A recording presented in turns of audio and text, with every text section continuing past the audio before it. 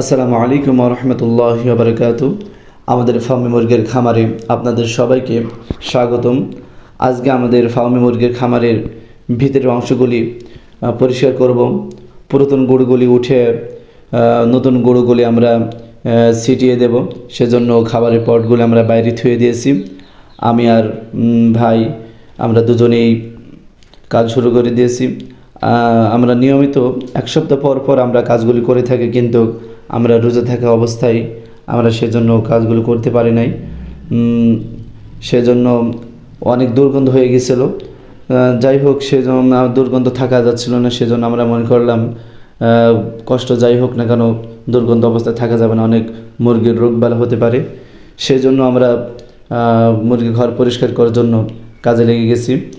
আলহামদুলিল্লাহ, আমরা মুরগি ঘর সম্পূর্ণ পরিষ্কার করার পরে ময়লাগুলি একটা বাস্তায় উঠিয়ে ফেলছি।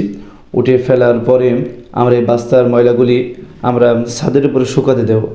ছাদের উপরে শুকানোর পরে আমরা এর ভিতরে নেট দিয়ে সেলে ময়লাগুলি বাইর করে দিয়ে যেগুলি গুঁড়ো অবশিষ্ট থাকবে সেগুলো আমরা শুকানোর পরে পরবর্তী সময় আমরা আবার ছিটিয়ে দেব। আলহামদুলিল্লাহ, পরিষ্কার করার কাজ শেষ। এখন আমরা নতুন গুঁড়ো ভিতরে ছিটিয়ে দেব।